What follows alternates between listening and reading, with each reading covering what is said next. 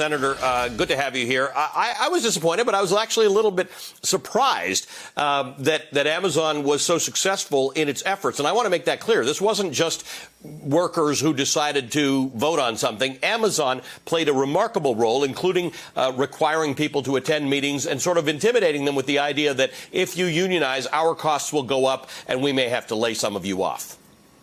Look, Ali, you got to give enormous credit to the courage of the workers in Bessemer, Alabama. Here you are in an anti-union state. You are taking on one of the largest, most profitable corporations in the country, the wealthiest guy in the world.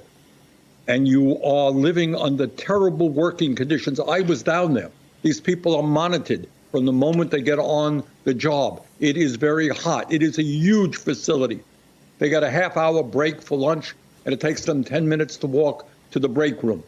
And all they wanted was the opportunity to sit down and negotiate better wages, better working conditions.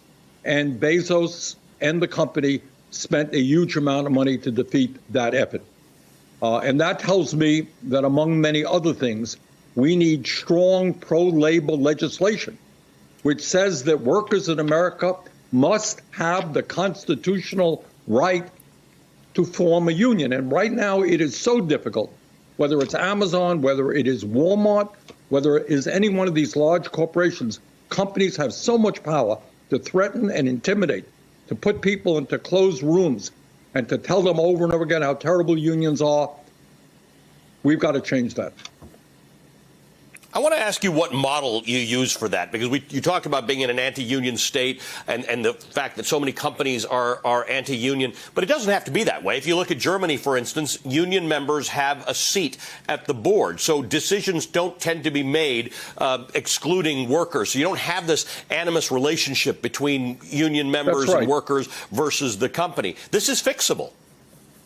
Absolutely. And it's not only that in Germany workers are members of boards of large corporations. What we are seeing in Vermont, by the way, and around this country, are workers buying out companies themselves and having workers' cooperatives.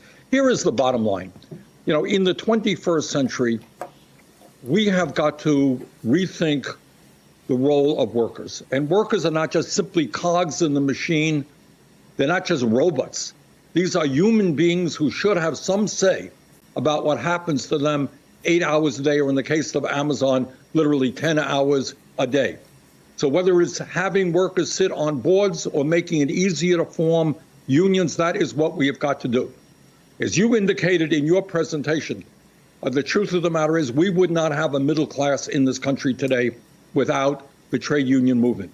And what's happened over many years as a result of terrible trade policies, as a result of not raising the minimum wage, as a result of anti-union activity, making it so hard for workers to form unions, wages today are stagnant over the last many, many decades. Workers are not making any more today than they made in real dollars than they made 45 years ago. So in a variety of ways, we've got to end this movement toward oligarchy, where the very rich are getting richer while so many in the middle class are struggling. And one way we do it is give workers more power on the job. Yeah, that statue quote sounds to some like an exaggeration, but it's not. I mean, I'll get the chart at some point, and I'll show it to my viewers again. It really has been. The average worker's wage has been stagnant for about 40 years. I'm going to come back after the break. Let's take a quick break. Senator Sanders, I want to talk to you about the infrastructure bill and this concept of whether infrastructure should be bigger than what we just traditionally think of it as being in terms of roads, bridges, dams, ports, things like that. Velshi's back in a minute. Hey, thanks for watching our YouTube channel. You should know that you can follow today's top stories and breaking news and catch up on your favorite MSNBC shows all in one place. Download the NBC News app today.